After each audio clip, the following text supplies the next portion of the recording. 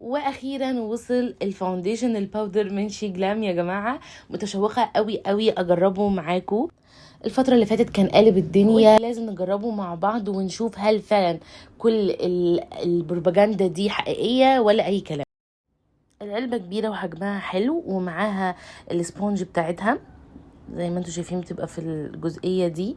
هنا بقول لكم يا جماعه ان انا يعني عامله الريفيو ده في الاضاءه العاديه اللي مش اوفر رينج لايت او مثلا اضاءات او كده، علشان تشوفوا الدرجه والتغطيه مظبوطه، ما يبقاش فيه اي لعب في الاضاءه، والريفيو يبقى واضح قوي بالنسبه لكم كل التفاصيل فيه.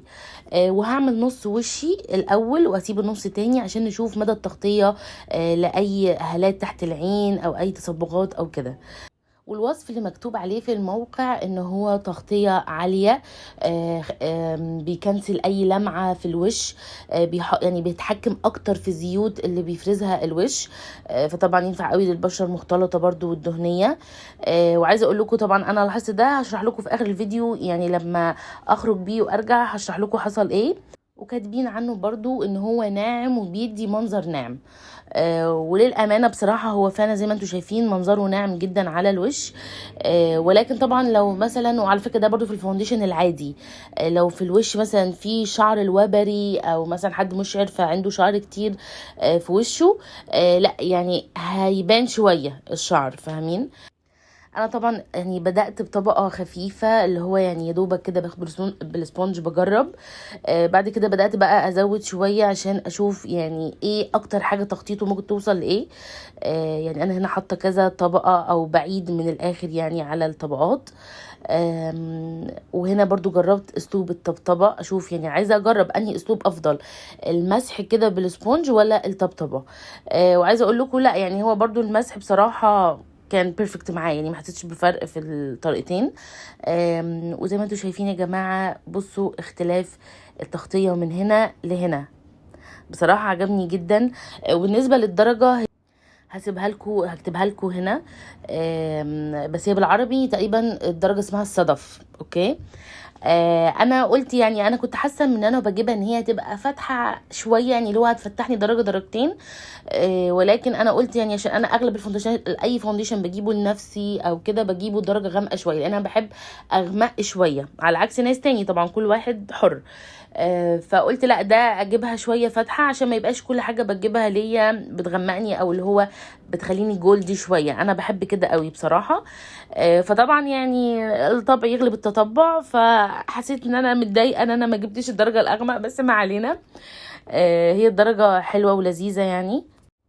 وانا كنت شغاله العب هنا في الاضاءه علشان تشوفوها بكل الاضاءات، يعني خليت هنا الدرجه الاضاءه عموما تفتح في التليفون، علشان تشوفوا في كذا اضاءه هو ايه منظر الفاونديشن وايه درجته، فاهمين؟ وطبعا هنا رشيت الفيكس بلس علشان اللي هو لو في اي منظر باودر كده شويه، لا هو ينعمه اكتر ويخليه كده طبيعي اكتر. وفعلا ده اللي حصل زي ما انتم شايفين، بصوا منظره بيجي ايه كانه مش حاطه يعني اي حاجه بجد. ماشي درجتي فاتحه شويه، واللي هو فيه توحيد لون، ولكن ما فيش اي منظر اوفر او باودر او كده.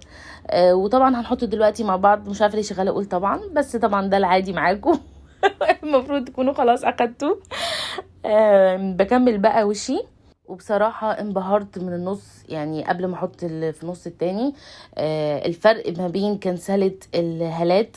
عايزه اقول لكم على حاجه بقى مهمه جدا، هو مكتوب عليه هاي كفرج، اللي هو المفروض الكفر بتاعه عالي جدا. هو بالنسبه عموما للباودر فعلا ما فيش باودر بتدي تغطيه دي، فهو فعلا فاونديشن عالي التغطيه. ولكن بالنسبه مثلا لا للفاونديشن الكريمي، لا طبعا في الفاونديشن الكريمي تغطيته اعلى بكتير.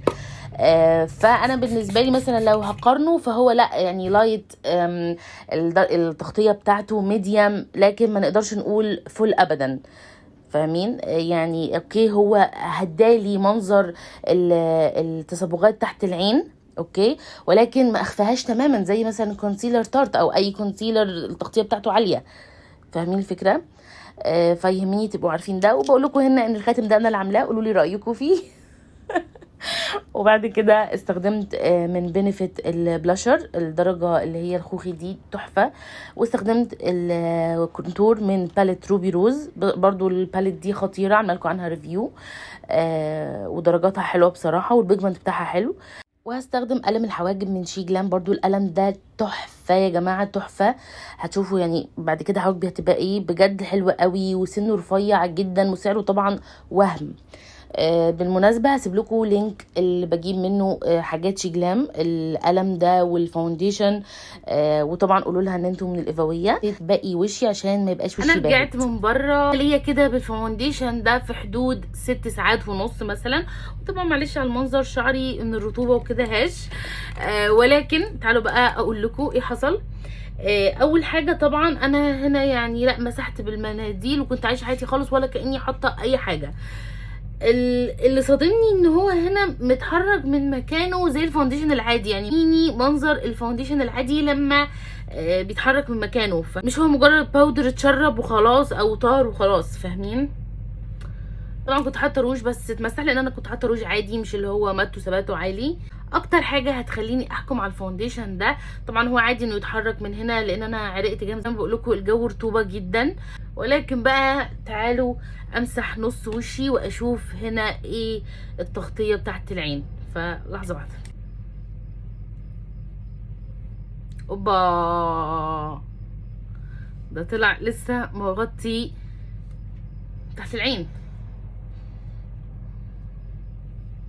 ما توقعتش على فكره.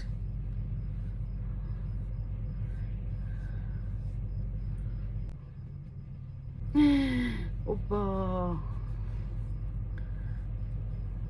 جماعه، ده طلع لسه عامل تغطيه، يعني مش قادره اصدق جماعه. بصراحه انا ما توقعتش ان هو هيفضل مدي تغطيه. طبعا مش فل، نو واي يبقى فل حاجه باودر تبقى يعني تغطي اوفر كده، ولكن مغطي تغطيه ميديم زي الفاونديشنات بالظبط، الخفيفه اللايت اللي هي الديلي ان انا اقدر استخدمها عادي كل يوم، ما تبقاش اوفر على بشرتي. فبجد انا مصدومه، ما توقعتش. شايفين هنا لا في فرق طبعا، ولسه موجود، يعني كله ده طالع من النص ده بس، فمعنى كده ان هو لا لسه موجود على وشي. ولكن طبعا في المنطقه دي بتاعه البق والمناخير زي ما بقولكش، انا كنت طبعا واخده راحتي وبمسح بالمنديل ومش بمسح بحرص، فطبعا اتحرك مكانه صدمت.